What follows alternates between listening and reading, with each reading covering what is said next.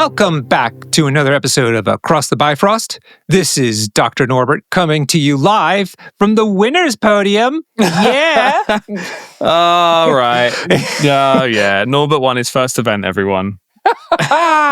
Is it? I don't know. No, you've won events before. You won Nations. Not yet. Yeah. Okay. Team event. Yeah. Team event. Yeah, that's right. We won that one. I can't remember about any of the single ones, but undoubtedly there's so many I've forgotten them all in the past now. Yeah. Nice. Go on. Give us the lowdown. What happened? So we had a local tournament here with 12 players in London, and I was trying out my new roster that will be I'll be debuting at the Paris GT in another week, and it went quite well. When we played 4 games, and I managed to win all 4 and take away the event. And especially proud of the fact that the players voted my roster as the best painted of the day. Yeah, so, you podiumed twice. You came first at the event and won best painted. This is why people need to come and listen to our show. This is the kind of quality host that you're getting. Yeah, I think it was all the capes in your roster. You're playing Asgard, and it was just 90% capes, and they just look good when they're painted. You're good at painting capes, actually. It's particularly good. Thanks. I put a hell of a lot of time into them. But a lot of time.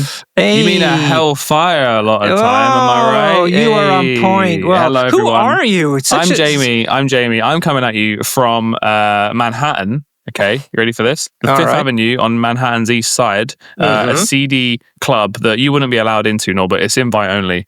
But yeah, I'm here from calling from the Hellfire Club. I got my invitation, got my VIP thing in the post. I didn't know you got invited. Okay, look, that reminds me though, in real life, when I was I don't like where this story's going if we're talking about Hellfire Club. Well, it wasn't Hellfire Club, but there was a church, quite a fancy church. In other words, not just like some apartment building. It was an actual proper Gothic-style church that went out of business or whatever somehow. And somebody bought it and turned it into a nightclub called the Limelight. You know what? That's literally the Hellfire Club. It's an abandoned church. Oh, no kidding. Oh, my God. I bet it's based on that building. It was in Manhattan, you say? Yeah, it was a nightclub. That's the actual Hellfire Club. Yeah, it was. It had great. Well, I went there to see some rock bands and things, but it had lots of little side rooms and things like that where all kinds of naughty stuff was happening that I really didn't want to know about, to be honest. There you go. Sounds very Hellfire Club. I reckon you've actually been there. Possibly, and I didn't know it, which is probably why I escaped instead of becoming one of her minions. Yeah, pawns. Yeah. Yeah. So, look, guys, we are talking about Emma Frost because Jamie has just recently achieved what is it actually called, that badge? The Zealot badge. The Zealot badge. On Longshanks. So 50 this is when accredited games of Hellfire 50 games of Hellfire Club. Doesn't include the games that aren't on Longshanks, so it's actually way more than that. But yeah, I hit 50 games on Longshanks with Hellfire Club. Now, we're not going to talk about the past too much, I've shaken off that guilt of the old Hellfire, where basically everyone was affiliated and it was one of the best leaderships in the game. I came third in the TTS, big old TTS finals with Hellfire. Ooh, okay. I won my first. Co-host wins an event, and suddenly now it's no, because I want to caveat that with I won my first singles event as well with Hellfire. And when I went so it's not a comparison at all. No. Carry on. But when I went to get my winnings, I got booed. because Hellfire Club are hated. Well, they were. The old Hellfire Club were hated because people thought they were unfair because basically every character in the game is affiliated, which means you just take all the best characters in the game, and it's probably the best leadership in the game as well, even though it comes at the cost of a tactics card. Right. So yeah, much hate towards them, but they've been changed. They've now got an affiliation list. Reformed. They've been greenwashed in a sense. Yeah, they have finally become like the kind of exclusive, invite only kind of club / affiliation that they were always meant to be. So we thought we'd bring them up again, and I wanted to celebrate, the kind of the last 10 games I needed to get that badge on Longshanks by playing the new Hellfire Club and playing quite as affiliated as I could. Yeah. So yeah, and a shout out to the London-based MCP community for allowing Jamie to farm us for his points and get that badge. I played everyone in very fun and interesting games, and I put some of them in Longshanks as friendlies because it helps me get the badge quicker. All right, listen, I've got Sentinels to get back to. Okay, I had to take a quick trip to the Hellfire Club. I need to get back to playing Sentinels so I can get the badges there. So. All right, cool. All right, so what's the plan here, sir? We're going to explore what Emma Frost card is, and then talk a bit about her affiliation, and more importantly, then you're going to lay out how the new affiliation works in your experience. Yes. Basically, I think we should review Emma Frost as a character in her own right first. Right. Who I feel like, you tell me differently, but I feel like the meta has shifted around her and made her more relevant somehow. I don't know. The jury's been out on Emma for a while. Well, that's why I'm saying it. Yeah, I think it all comes down to, we'll get onto it, but Shield Mind is a superpower that comes in and out of relevancy depending on what everyone else is doing. So like when Thanos was everywhere, Shield Mind can kind of stop Thanos, but now Thanos has been nerfed. I don't know. She is fun to play, I can say that. And I can say that with, I was playing her in X-Men and in Hellfire Club and in New Mutants. And yeah, so she's fun to play with caveats that you need a bit of dice and you need to basically ignore half of her kit. But we'll get onto that. All right, cool. Let's do it. So Emma Frost, she, by the way, is found in CP 103 for people who are wondering. CP 103, very important box. Came with Psylocke as well, which is another awesome, who's affiliated with this faction. Yeah. She is on a 35 millimeter base, and you get two models with her. You get her normal form, and you get her special diamond form. So she's normally in her normal form, and so let's read that one first. Okay, so her character is named Emma Frost. Her alter ego is Emma Frost. She doesn't need to hide from anybody. No, she ain't hiding. No. She's proud. Yeah. No, she's proud, and you can't do anything about it. Yeah. So that's Emma Frost. Her stats for defense stats are 2 physical, 3 energy, 5 mystic. She's got 6 health on both sides here. She's a 4 threat, size 2, and medium base. What do you make of those stats now that you've played her for a bit? They are interesting. Obviously, the 2 physical is the big hole in this character. And we'll get onto it. There's a lot of thought that goes around whether you care about how much physical defense she has or not. Okay, cool. And do you find there's more mystic attacks in the game these days, and that 5 mystic is quite helpful? Not against me. I never get hit with mystic attacks. I'm a bit sad about it because I was doing it to you on Sunday with Loki. Loki, yeah. And he wasn't doing. He was dumb diddly. Bo diddly. He didn't do much. Yeah, he didn't do much. I mean, it's interesting. Her other form, the other card, is a bit more relevant with mystic attacks. But yeah, I don't know. When I first started playing, everyone was saying the mystic attacks were the way to go. That's the best attack in the game because it turns off things like spider sense and usually martial artist. But people are now saying the energy is the better one because I think most the defense numbers are lower. Yeah. But you're right. So, it's about the blanks, for martial artists and so forth. Yeah, I think mystic is still better. All right. Yeah. Okay. From my perspective, for a 4 threat, all the other stats are pretty standard and not bad, essentially. Yeah. So 5 is nice on the mystic. It could easily have been 4 or 3, to be honest. The physical obviously is low, but there's a reason for that. We'll come on to that.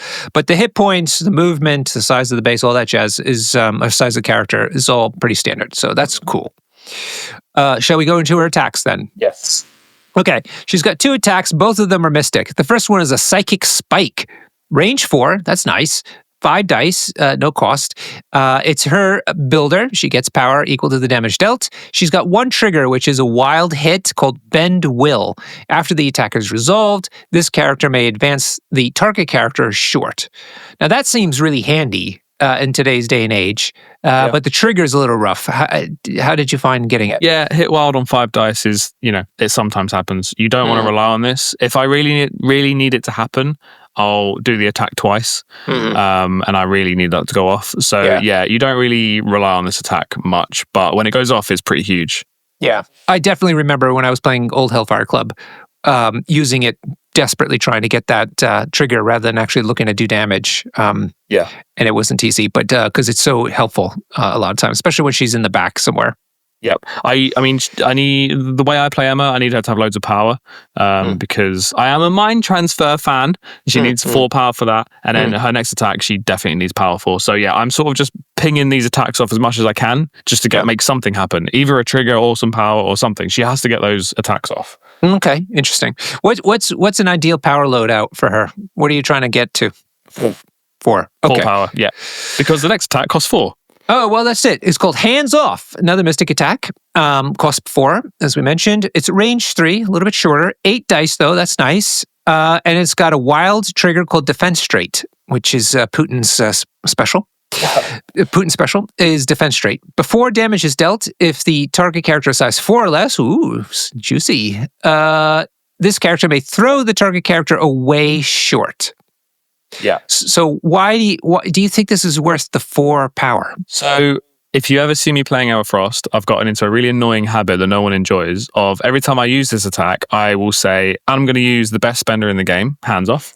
I think this is the contender for best spender in the entire game. Oh 8 my dice, God. Yeah, genuinely. 8 dice mystic, range 3, and before, it's a wild, but that's fine. On 8 dice, you're probably going to get it. Before damage, size 4 throw away. It's amazing. I love it. I love it so much. And it only costs 4, which means she can do it twice if she's been dazed. She can't, she has 8 power. Okay. I think it's brilliant. So yeah, and the before damage is key because you can just use it on someone big, like a rhino. Do it on a rhino. He's got 2 mystic defense. You're going to hit him, probably daze him, and you're going to throw him into his friends. Because it's before damage. Okay, got it. So That's it's all the idea. very unmutant-like. Every number on this attack feels great. It's all like, every sort of word is what you want it to be. Yeah. So yeah, Okay. I think this is one of the best spenders in the game. So I wouldn't have said that because the bad things to me is the trigger, albeit it's a wild, it's not the worst thing in the world to get. Another bad thing, it's an away throw. And the third thing is a short throw.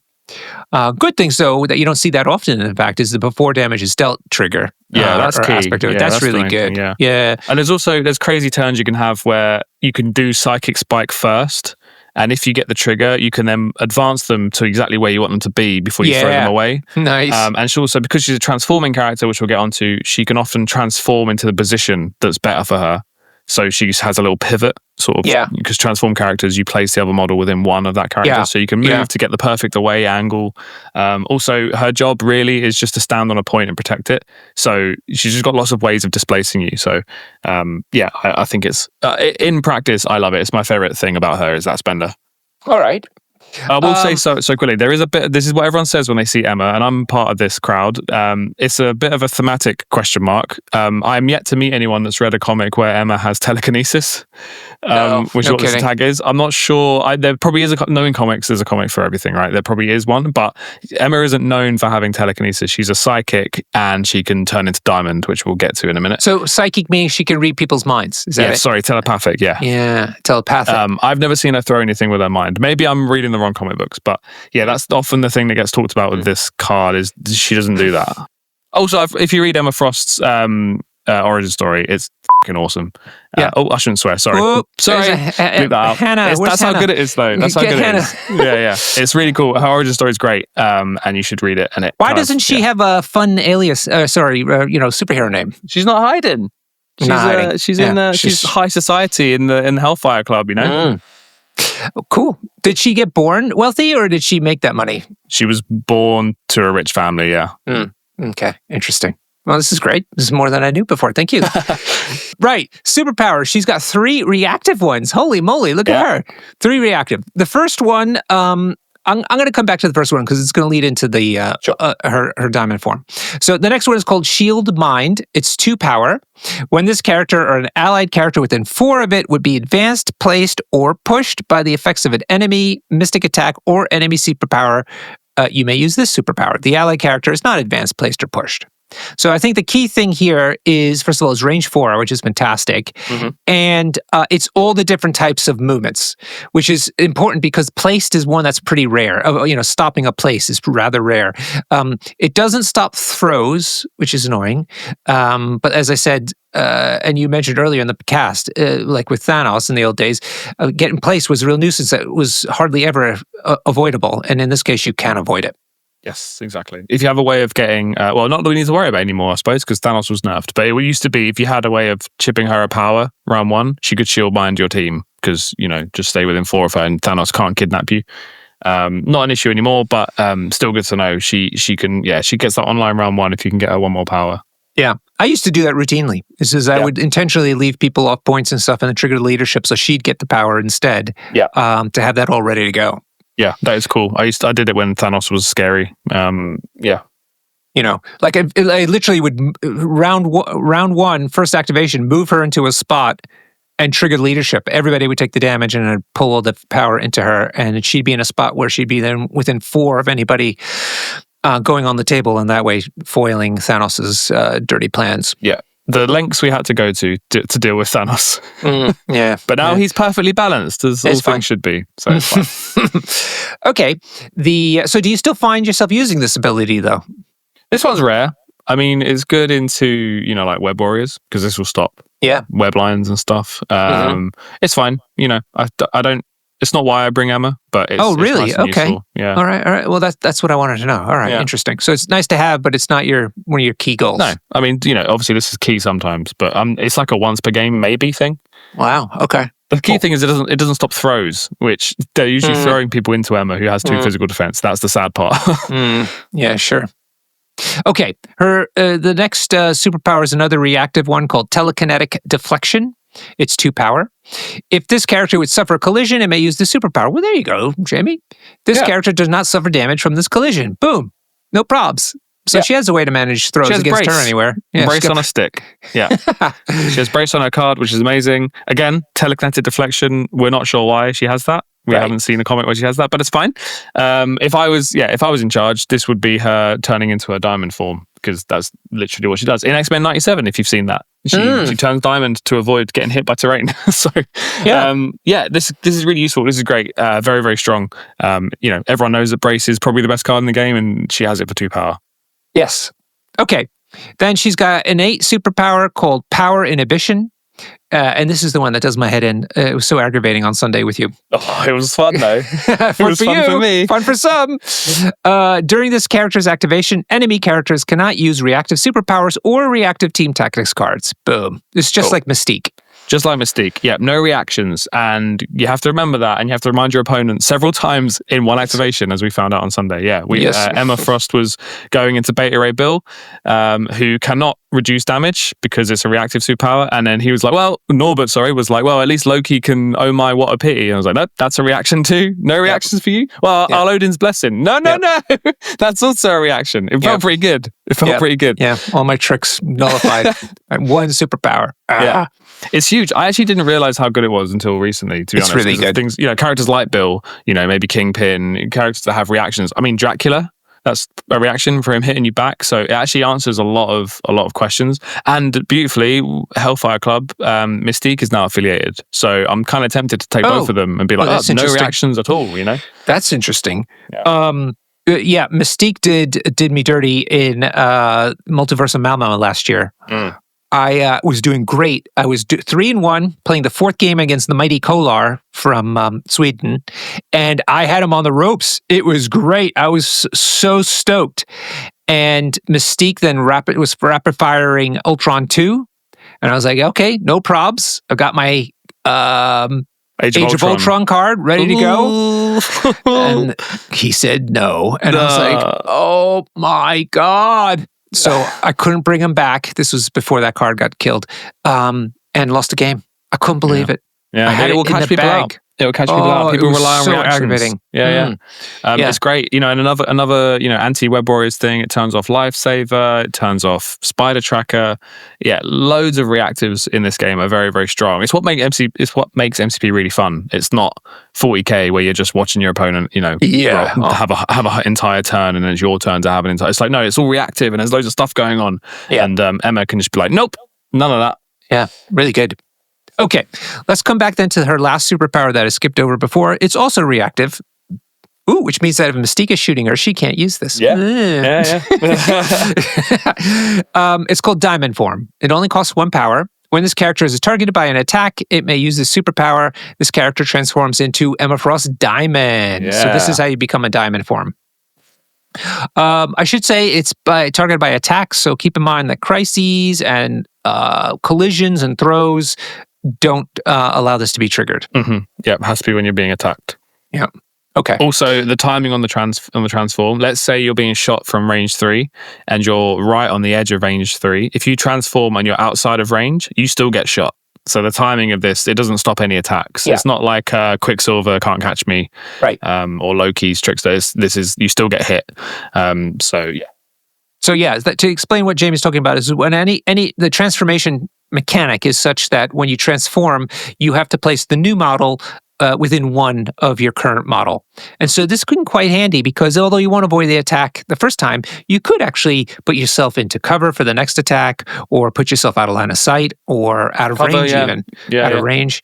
You've done that to me more than once where you kind of just positioned her out of the way. You didn't even really want to go into Diamond Form for the Diamond Form benefits. You just wanted to reposition her. I actually was doing something sneaky, which maybe we should jump to one of the superpowers, because I knew I was planning a mind transfer play, which would give Loki a second turn, and Emma can't be advanced by mystic attacks while in diamond form. Right. So I was transforming for that. You took me out because of that too, which was really annoying. All right. You still won the event. So in diamond form, she has the exact same stats. She has 6 hit points on either side, same size, same movement, etc. The difference is that her defensive stats go from 2, 3, 5 to 4, 4, 4. So she's just 4 across the board. So now suddenly she's got quite decent physical defense, and her energy defense is good. A little bit of a hit on the mystic side, but still quite respectable at 4. Yeah. Can we talk about some lore here real quick? Sorry. Oh, yeah. Because she doesn't like this form. So this diamond form thing is like a late mutation, which is something they introduced to the mutants. Sometimes they mutate again later on in life. Oh. So most mutants, probably all, not all actually, most mutants get their mutation at puberty. And then it's like a late life one. So some of them get further ones. I think Beast got a few, and I can't think of many others. But so this diamond form is like a later thing. But the thing is, you notice that her attacks both become physical on this side. So while Emma is in diamond form, she can't use her psychic powers. Right. And her mind can't be read either. She basically gets completely cut off. Right. From people. And also it's like Magneto helmet Magneto helmet. Yeah, basically, but all over her body, and nothing can affect it. And in some of the comics, it changes her personality as well. The longer she is in diamond form, she gets like colder and like more shut off. And her and colder Cyclops, in terms of her attitude. Attitude. And her and Cyclops are spoilers in a relationship. And they fall out and they argue a lot when she's in diamond form for too long. Oh. Yeah, there you go. Meaning he gets mad that when she's in diamond form too long, or because she is in that form, she gets irritable? Combination of both, I think. Yeah, she gets cut off from her emotions, so it's kind of like sometimes a defense mechanism, sometimes so interesting. Really interesting. That's why I love this character having a transform thing. I think it's brilliant, and I love that she doesn't have mystic attacks on this side. I think it's really cool. Yeah, no, it's definitely cool. Why doesn't she like being in that form? Well, I think she does like it, but there's like emotion stuff involved. Like, it cuts her off from things. I think, I'm pretty sure she loves being psychic, as you would, right? I don't know. That's for a different show. Different show? Okay, yeah, fair enough. I'm not sure about that. She loses her psychic powers while she's in diamond form. And that's probably quite sad if you're used to being a psychic. And she enjoys it, I think. She's into it. So, well, all right. Yeah, there you go. Sorry, lore dump, I'm done. Okay, cool. So she changes entirely on this side, folks. Yep. Whole different character card. Yeah, it really is an entirely different card. Which actually, have we seen this before? I don't think we have, because like Ant-Man and Wasp, they're on the same card. The new Phoenix, maybe? The new Phoenix, yeah. Not quite the same transform, but yes, you're right. But yeah, before, when Emma came out, I think she was the first to do this. I think so. Because it's pretty drastic. Yeah. All right, let's talk about why.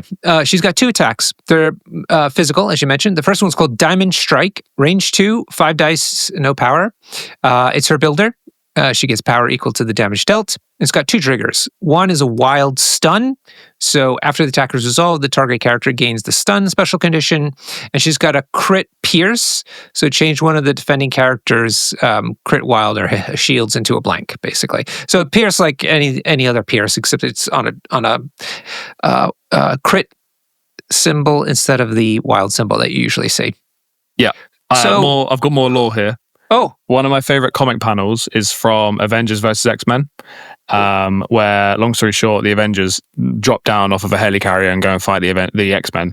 Okay. Emma Frost goes into diamond form to have a fight with Tony Stark, and she punches him in the gut while in diamond form, and it says, body of organic diamond meets $1 billion iron suit, the world's most expensive punch. It's really cool. So I once referenced that when using this attack on an Iron Man, and the other guy hadn't read the comic, so it wasn't very funny. Wow. You should carry those comic books with you and just hand them out. Yeah. Okay, well, do you like this attack? I mean, it does have Pierce, although it's a 5 and range 2, seems rough. I've never used it once. Yeah. We'll get into why, but I like to spend as little time in diamond form as possible. Just like her. Just like her, yeah. I'm role-playing when I'm playing Emma Frost.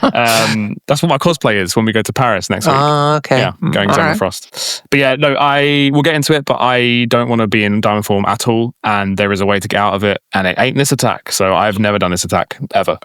Wow. Okay. Well, her second attack is also physical. It's Shatter. Very expensive spender at 6. Yeah. It's area 2 effect with 7 dice. It's got the same crit pierce as the other attack. And then her Get why it's a crit pierce, by the way? Have you caught that? No. Mm-mm. I think it's because diamonds are sharp and you're piercing with a crit. That probably doesn't count, does it? Because Wolverine claws pierce on a wild. Maybe I'm looking into that too much. You're looking at it too hard. I think they just changed it. I don't know why they chose a crit instead of the wild. That's if the same odds, right? The same odds. It's 100% the same odds. Right, the stun, the stun is wild, but they could have switched that around. Yeah. So if anybody out there knows why this might be, maybe I think it's because diamonds are sharp. I think I'm right. Are there some leadership those that change things into wilds, and they didn't want to give her that ability? Maybe that would be a weird. Like MODOK 2 or no? Yeah. No, I don't know. Oh. People will know. Write us about it, please. Okay, anyway, Shatter is an area 2 effect with 7 dice. It does have the crit pierce as before, but also after all attacks are resolved, this character may transform back into normal form. Okay. There you go. And that's the only way for them to transform back actively. They also, if we jump ahead to Far From My Best Look, yeah, do you want to read that one? Yep, it's an innate superpower, Far From My Best Look. If this character begins his activation as Emma Frost in the diamond form, at the end of that activation, it transforms into normal. So basically, you can carry through to the next round in diamond form, but you still have to use her in diamond form until she finishes the activation, and then she transforms back into normal form. Yes. So it gets to be awkward, actually, that one. I've ran into trouble with that. Yeah, it's really awkward. So yeah, the only way to actively get out of it is to spend 6 on that attack. And I often will do that. If I'm stuck in diamond form, I'll pay 6 and just do the, area 2 attack on one person. Yeah. I'll even hurt my friends if they're in the area, which feels quite thematic. Emma wouldn't care. I would just do it just to get out of diamond form and then go back to mystic form so I can start advancing people and, stop. And also, yeah, I'm just reading the card for you, but she can't use Team Tactics cards in this form. Yeah. She's got an innate superpower called Diamond Mine, so she can't use the Team Tactics cards. Yeah, that shuts things down quite a bit. There's so many downsides to this form. Yeah. The extra defense dice is fine, but you're getting 2 more physical defense and 1 more energy. It's really not worth it to basically ruin the character for like extra defense dice. I think people think that when they play against Emma, they often think, "Oh, I'm going to transform, as soon as you attack me," because I just desperately need those defense dice. I hate diamond form so much personally that I will just stay in Mystic, and I'd rather daze in Mystic and then activate again in Mystic form just to get that Mystic form. Because also that's the worst case scenario for Emma is that she transforms into Diamond to try and stay alive and then gets dazed because she then can't turn back to Mystic until her next activation. Yeah, right. So she then comes back Diamond form. Yeah. So it's like she's lost an activation and then she comes back and stuck in Diamond form. It's no good. So do you really like tricky. to use it more for repositioning her than actually helping her survive? Personally, I mean, maybe I'm extreme, but I only use it to stop her from KOing. That's the only time I'll use it. It's diamond form is so not great, and it's not great. It's not why you bring Emma.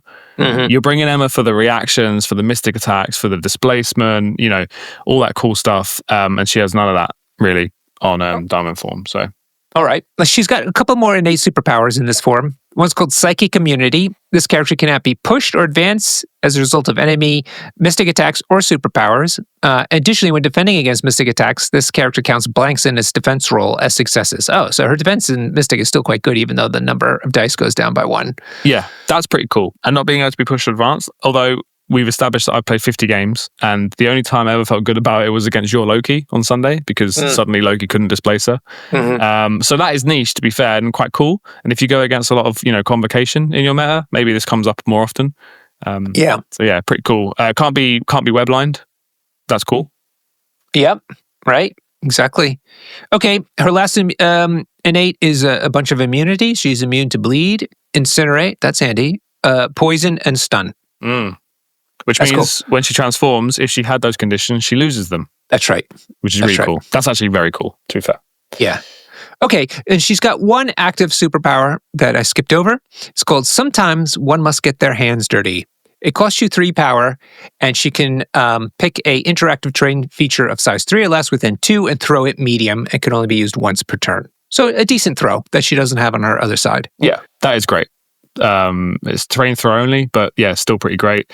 You have to get into the habit of remembering that your opponent can react while she's in diamond form.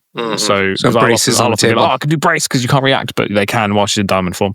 Yeah. So yeah, it's very niche. Sometimes this is great, actually. And remember that transform. Because she transforms at the end of her activation, you're going to place 1. So sometimes there are activations where I want to switch sides on a map because she's in danger. Yep. So I'll move. Throw some terrain, move again, not quite beyond the point, but then at the end of her activation, she transforms into normal form for free. So I get a little bump of movement at the end. So that can feel quite good. You can you can escape, throw some terrain, and not spend 6 power, to turn into. Well, how does she turn back? Oh, because she ends her activation and At the end of the activation, yeah. Right. So, okay. So that's not bad. Huh. All right. So you would say, except in niche situations, you don't really try to use this to save her unless she's being KO'd. You don't use it to reposition that terribly much, but sometimes that comes in handy. Yeah. We tend not to give tactics, critiques on this podcast, right? We want to just review characters for how fun they are. Yeah. This is really fun if you love Emma Frost as much as I do, where you love the thematics of her turning a diamond form and stuff, and how much she changes when she does that. It's great. It's really fun. But if you want my advice on how to play Emma well, you just never transform unless you're going to KO, which is really sad. I think. I hope they do something to address that one day. But I'm not sure what it is. There's some thematic weirdness as well with her having telekinesis on the mystic side, and I don't know. I think you could tempt me by if the brace effect that she has on her normal side, if that made her transform, that would be cool, because it would feel cool, right? Yeah. She's had a car thrown at her, suddenly she turns into diamond, so she doesn't take damage. That's really cool, but you don't want to be stuck in diamond form, so she needs a way to spend some power to go back to mystic form on her turn. But no, that's not what we're talking about here. We're talking about how cool and fun she is, and I think she's great. Just try and spend most of your time in her mystic form, because that's what she's all about. All right. Good to know. So let's get on to her leadership. You notice it's not on her card. She's one of these characters where the leadership is on a tactics card, so it's going to use up one of your 5 slots, unfortunately. It's called Hellfire Club. It's reactive, and it's a really fun leadership, actually. It makes this faction really sing and unique. I really liked it. So basically, you have to be affiliated now. So in other words, you have to pick characters off the list. And then she gets this leadership called White Queen's Pawns. She's the White Queen, of course. And so let me just explain this maybe without reading the card.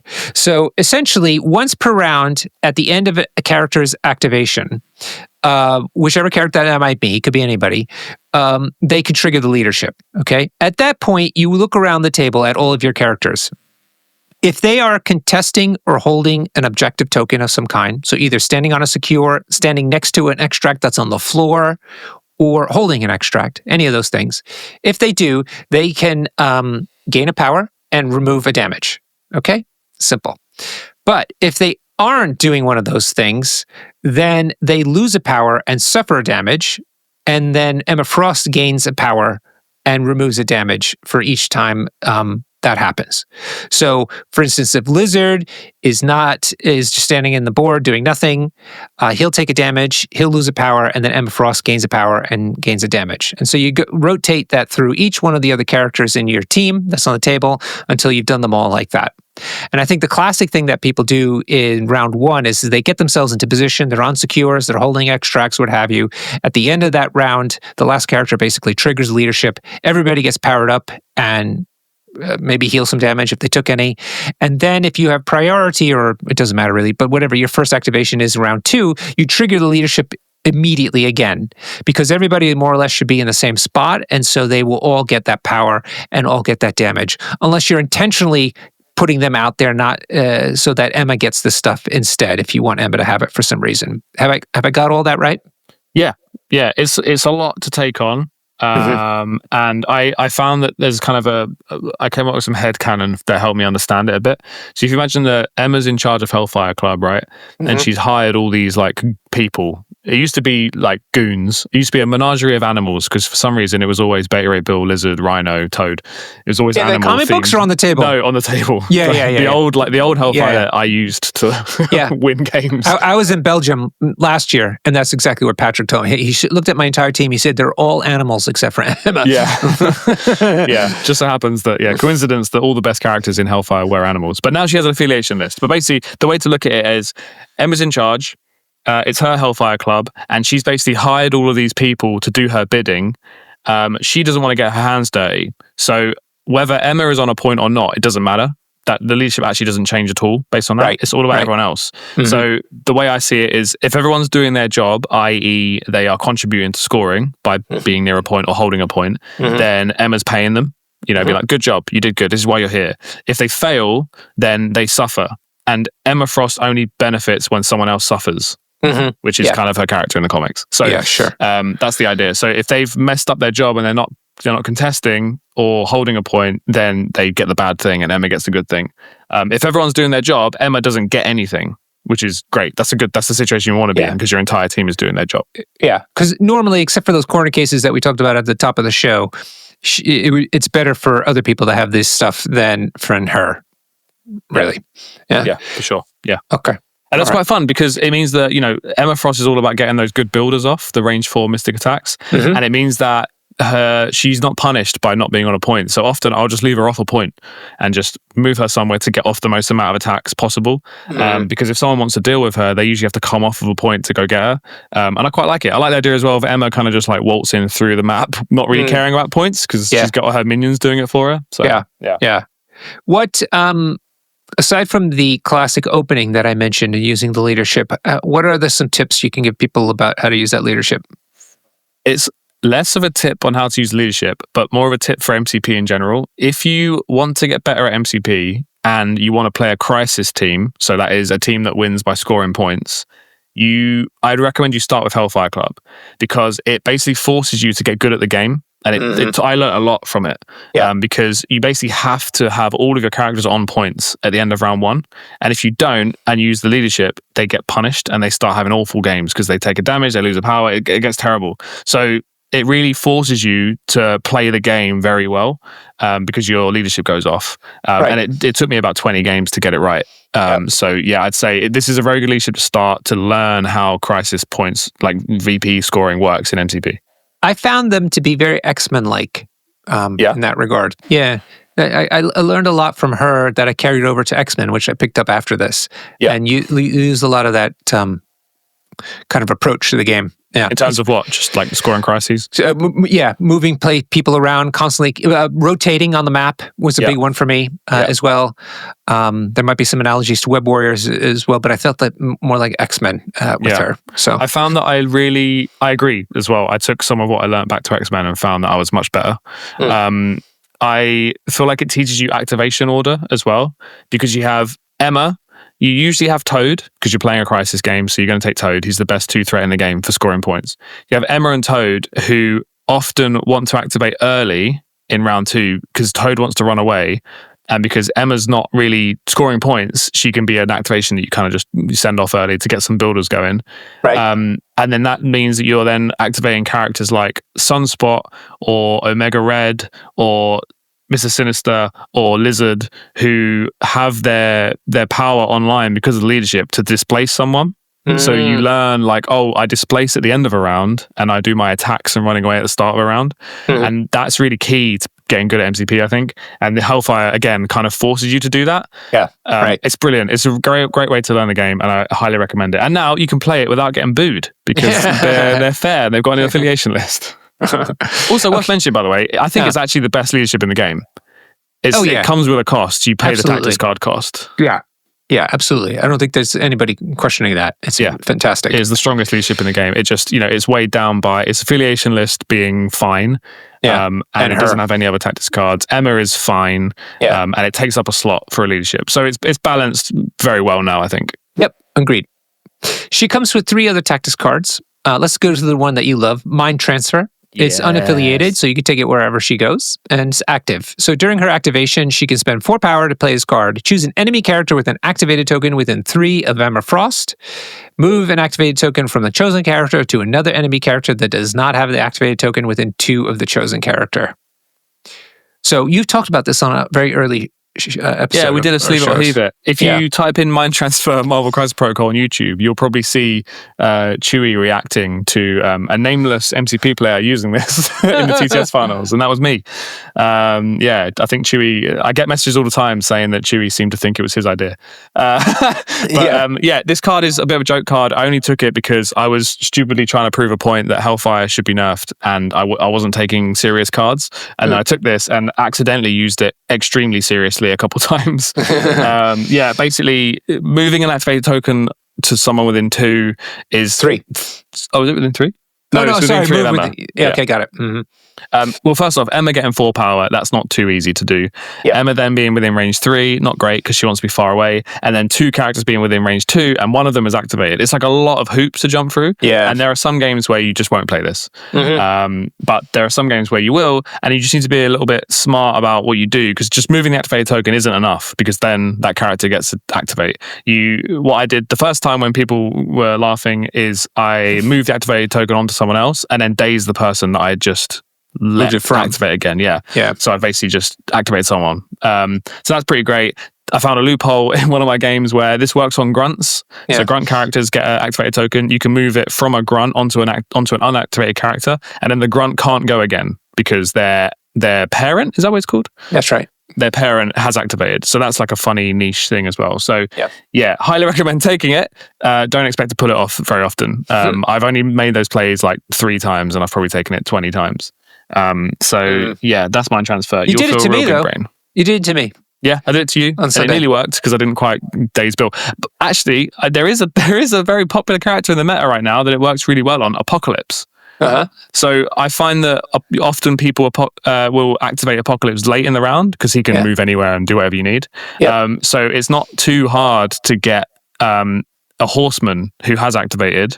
If they're in 2 of him, or Emma can do her builder, hopefully get the trigger, move them within 2 of Apocalypse, and then just activate Apocalypse with Mind Transfer. So actually, I think it's a genuinely good card in that matchup because you've got one big kaiju and lots of little guys running around him. That's right. Yep. Okay. Her next card is called Headmistress. It's Uncanny X-Men, though. So this is a different... You want to skip this one since it's for a different affiliation? We can briefly mention it. It's cool.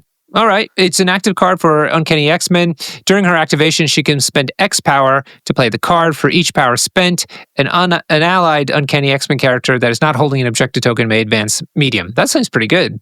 It's pretty great. I love that it's a spin onto Me, My X-Men. I think that's really cool to kind of signify like a different era of X-Men where Emma's in charge. So it's like her version of it. Really, really cool. Our friend Gil made good use of this where he would basically take Cable. It only affects X-Men characters, right? Yeah. So he would take Cable. I think he was taking Wolverine as well. And you basically get Emma to move up round 1, make a 4 dice attack, and then it's all gambling on how well that attack goes. But if she does 1, 2, maybe even 3 damage, she can then spend all that power on Headmistress and move everyone around. So if you're moving Cable medium, he's on a medium base, so he's way up the board now, and still has his 2 power to body slide. And you're moving Wolverine in, and if someone's gone and grabbed the extract, it has to be when they're not grabbing extract. That is not holding extract. So she can move herself as well with this. Oh, okay. Yeah, that's handy. Wow. Yeah. I was going to note that it has no distance attached to it either. So an X-Men character anywhere on the board can do this. Exactly. Yeah. I think this could it's be also really, not towards her. They can advance any way they like. Anywhere, any direction. So Really I think this card's really cool. It's just if you want to take Emma in X-Men, she's not really doing the game plan that they want, but I can imagine it being great under Xavier. I really want to make a the three best psychics in Marvel Universe team, which is just Emma Frost, Xavier, and Phoenix now. It'd be really fun. Shame that their cards don't represent how powerful psychics they are in the comics. Well, okay. It's a game after all. Okay, her last card is called Untapped Potential. It's unaffiliated and active, so she can take it wherever she goes. But it looks like you need Iceman too. So this is a team up with Iceman. If it is Iceman's activation, then Emma plays this card. During this activation, superpowers and attacks used by Iceman may spend power from either Iceman or Emma Frost. Attacks made by Iceman this activation add 1 die to their attack rolls. Additionally, during this activation, Iceman may use superpowers on his stack card any number of times, even if they say they can only be used once. Wow. All right, first the lore. Why is she so attached to Iceman? The lore, Iceman. The lore of Emma and Iceman. So there's a whole thing about Omega level mutants. I'm probably going to get butchered on Discord if I get this wrong, because I don't know this perfectly, but I'm semi-aware.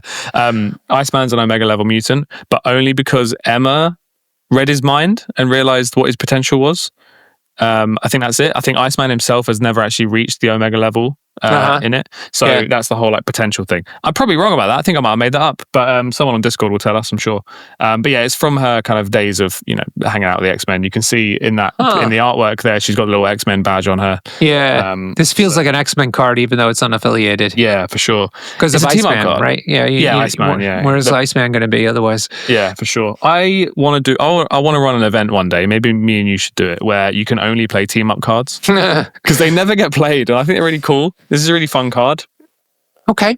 Well, you never know. Might be good. Yeah. I mean, it's. I don't think it's that great. The problem is Iceman's. I mean, being able to have infinite superpowers is pretty great. It's on a character where Emma herself, kind of struggles to generate power. If she does generate power, she wants to spend it on her own stuff for sure. And I'm not sure what Iceman's really going to achieve here. A bunch of hit and run beams, which is pretty cool. And there'll be 5 dice beams, right? Because of the +1 dice. So yeah, it's cool. I don't know. I mean, the perfect activation with this is going to be him making 3 beams maybe, and he runs out of power. Yeah. So the good news is that he doesn't have to be within 2 of her or anything like that. So yeah, that is pretty fun. I mean, this as a late game card could be interesting. Maybe they've both dazed, so they both have loads of power, and then can just go crazy. And yeah, I don't know. Okay. But I want to run that event one day where we only play team up cards, and I will play this card. Yeah, I bet. Okay. Cool. So that's her and her leadership. Do you want to talk a bit about how are you using her now with her special affiliation list? Yeah. So let's not talk about the past. Let's focus on the now. So she has an affiliation list. It's worth mentioning that Hellfire, like we said, is the best, we think, crisis leadership in the game, or one of. So she's looking for crisis characters. So first off, in this affiliation list, let's talk about the ones that aren't necessarily crisis characters. We have Magneto. Yep. Very cool. What about Cassandra Nova? Also, Cassandra Nova, also pretty cool. The one thing Cassandra Nova struggles with is power. And Hellfire fixes that by giving her loads of power. Yep. That's pretty cool. You've got Psylocke and Mystique, who are both kind of stealth sort of assassins. They're going to run around. They're point scorers kind of, but Psylocke is a bit of an assassin. They're kind of, this is what is the balancing part of Hellfire, is that their characters are now not completely min-max into being crisis characters. But in my recent research, I've been playing a lot of Mr. Sinister on Omega Red with them. I borrowed your Omega Red model yesterday. Thank you for that. You're welcome. And they're amazing. They were both made for Hellfire Club. I couldn't believe it, because they have, damage reduction. They love a bit of healing. They've got displacement, both of them, for just 2 power. So Hellfire Club turns all that on for them. It's amazing. They're really, really great in Hellfire Club, and the Hellfire basically just need tanky characters that can stand their ground, and that's exactly what those 2 characters are. So yeah, who'd have thunk it? Is that Omega Red, right? Mr. Sinister. You think those two are tanky? At least with Well, I mean, they've got like 6 health and damage reduction. Yeah. Oh, Mr. Sinister does too. Okay. Yeah. With he has to spend tokens for it, but yeah. What do you mean, genetic samples? Yeah, he collects genetic samples as the game goes on. Right. By the way, top tip, don't take cloning banks. No matter how fun that card is, we'll get to it one day, but it ruins his entire character because he's trying to play this mini game, which is very fun. But Mr. Sinister shines when he has cloning, what they called, samples, tokens, and he uses them to reduce damage. He can reduce more than 1 damage at a time. Yeah. He reduces by a token. So yeah, they're both great at that. Omega Red can heal off of his builder as well. So yeah, Cassandra Nova has healing factor. It's pretty great. They're all really good characters for it. Magneto just suffers anywhere outside of Brotherhood, to be honest, because he lacks movement, and Hellfire doesn't give him any of that. So don't think he's needed. Shadow King's here. Yeah, there he is. Thematically, makes sense. I could see him being at the club, but he's just chilling. He's not really going to be doing it. Yeah, we'll save that for a review episode one day. His model is so cool. One of the best models in the game, one of the worst cards in the game, unfortunately. But he'll get some love at some point, I'm sure. Yes, I hope we'll have to ask AMG when they come on next. What's going on with Shadow King? Yeah. Okay. Yeah. So far, we do not like Shadow King or Magneto. We do like Omega Red and Mr. Sinister, and we do like Cassandra. Yes, I like Cassandra. Yeah. Okay. The only thing that the Cassandra lacks is power, and Hellfire fixed that. Okay. And then anyone who's spent any time talking to me off this podcast at all will know I can't stand Sunspot. However, Sunspot in Hellfire is amazing. I love him. I play him every game. He's incredible. I think just the extra little bit of power is all he needed, because he gets his like flare token economy going, and he can charge. And also, I think I'm also playing him better as a Hellfire character than I was in New Mutants, because in New Mutants I was like, oh yeah, Sunspot is like Psylocke, right? You throw him at the bad guys and they die, but he can't do that very, predictably.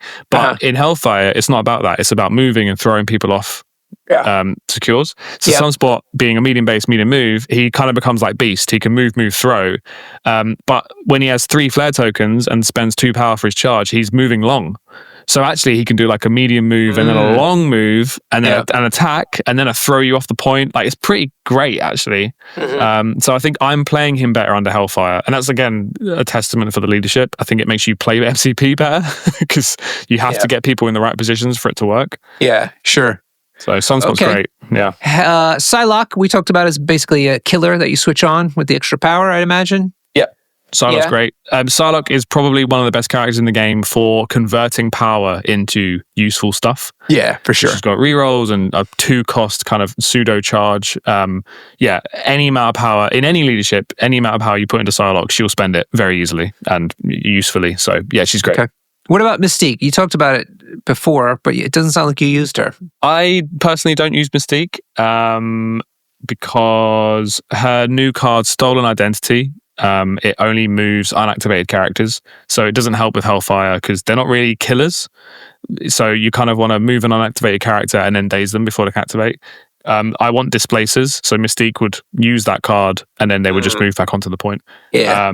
I just found not much of a need for a 3-threat kind of person with guns, Yeah. Okay. But I can see the use. I'm actually interested in trying her because of the no reactions thing. Yeah, could be huge, right? If you put Emma and Mystique onto a flank against like Beta Ray Bill, they're going to win that fight. Yeah, you can't reduce anything. So pretty cool. Storm.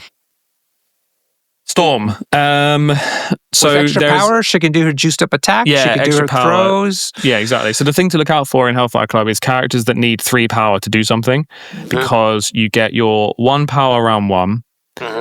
You're probably spending that to do something like interact with something, but then you use the leadership at the end of round 1, so you gain 1 power, and then at the start of round 2 you gain a 2nd power in the power phase, and then usually with Hellfire Club you activate the leadership straight away in round 2, because all of your characters are still in the same position they were in round 1, and get the 3rd power. So any character that has 3 cost superpowers really work in Hellfire Club, and Storm has a size 2 throw from range 3 for 3 power, which is very useful.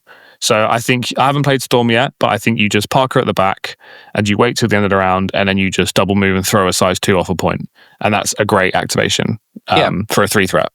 I agree. I think she would make use of that power quite a bit and be helpful. Plus she's got flight and she moves around easily, so it's good. Yeah. All right, great. that leaves the two angels, Angel and Archangel. Yeah. So I've not run Archangel because he's just another, mover, killer, assassin, and I'm currently in love with Sunspot and Psylocke. So no Archangel, but we'll come back to him because Pat Dunford gave me a cool tip. Angel, however, I love in Hellfire because Angel can do so much with power.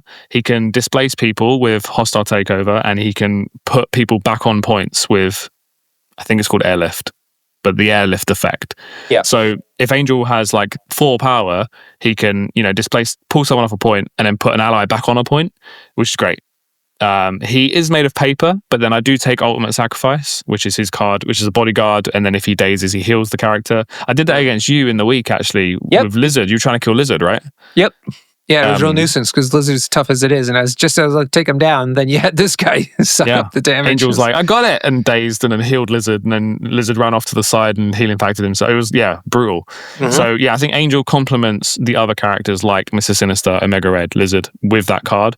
You got to be careful with Angel. If you put him on a flank with someone, you want the ally to be size 2 because his airlift only moves size 2 characters. Yeah. So that's a bit of a shame. But he's okay in this leadership. Angel, I don't mind him. And then the cute thing with Archangel, so this is straight from Pat Dunford here, is Omega Red, his whole shtick is that he is going to poison everyone around him, right? Angel's whole thing is that he dies easily.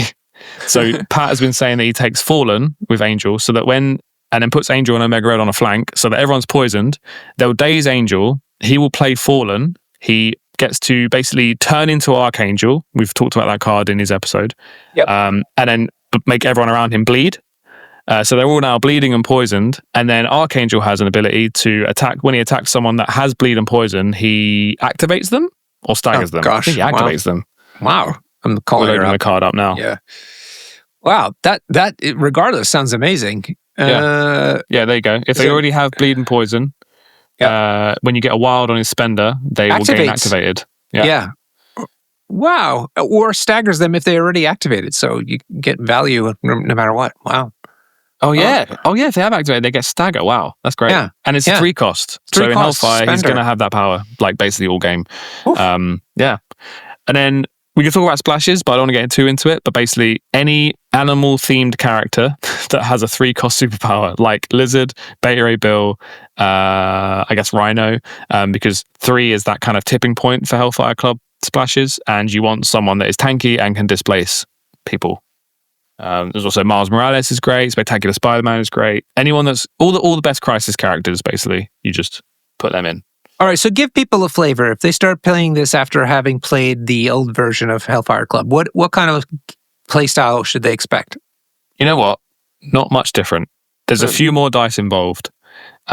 Previously, where you would take Rhino to go and chase an extract, you're now taking Sunspot. Yeah. Where you might take Black Cat to go and steal something, you're maybe taking Psylocke to go and chase someone down. Where you would take Lizard and Beta Ray Bill, you're now taking Omega Red and Mr. Sinister. And now they're kind of laughably bad characters. If you ask most MCP players, they'll laugh at those characters. But under Hellfire, with the extra power and the healing, they're actually pretty scary. And it's a real challenge on your opponent of you need to daze me, because if you don't, I'm going to be running away and healing, And what I find with Sunspot in particular, he's quite easy to kill. It's quite trivial to kill, really. If you want to daze him, you just will. If Sunspot gets to go in, get some lucky dice, grab an extract, I'll happily just run him to the back of the board into safety. He'll spend a couple rounds healing up with the leadership, and then he's getting power while he's doing that because he's scoring a point, and then he'll just charge back in later. Yep. It's pretty great. Yeah. So I think not much has changed with Hellfire. I was afraid that it was going to be night and day, and it would feel like me and my kind of mutant pessimism of yet another mutant affiliation that isn't very good. And I'm actually very impressed with most characters in this list. Excellent. All right. Well, we hope everybody takes another look at the Hellfire Club. Seems like it's a lot of fun, especially if you want to use some of these characters that otherwise really wouldn't see the table, to be honest with you. So here's your chance, everybody. So you could probably buy Omega Red and Mr. Sinister for £7 on eBay. So just grab them while they're cheap. Great. Jamie, throughout this episode, I've been enjoying a really tasty whiskey, as I want to do. Yeah, but Nice. I'm running kind of low. So how can people help? How can people help me out? Oh man, well, I'll tell you, one thing they can do is they can go and find our Patreon. That sounds like a great idea. They can subscribe to our Patreon. It's only £3 a month, you know. And we worked out the other day that it splits perfectly between you, I, and Hannah. We get £1 each. £1 each. £1. Yeah. So if you'd like to do that, go find our Patreon. It's in the description. It would really help us out. And yeah, it'll probably help us get a bit more sway with AMG. We want to start doing some giveaways on here. So we want to try and get some swag from AMG, and then we'll do some giveaways for Patreons and stuff. So yeah, go and check that out. Okay, if people are not in a position to help us out on Patreon, how else could they interact with us? They can find us on Discord, and that is also totally fine. Also worth mentioning that all of our Patreon episodes become public for everyone at some point. So yeah, we've decided now to make it about 2 months after the initial release of the Patreon version. Yeah, there you go. So if you can't afford to back us, don't worry about it. You'll still get all the same episodes, just a little bit later. So go find us on Discord, and you can tell us how wrong I am about the Emma Frost backstory. Yes, amazing. All right, everybody. Until next time, cheers and happy gaming.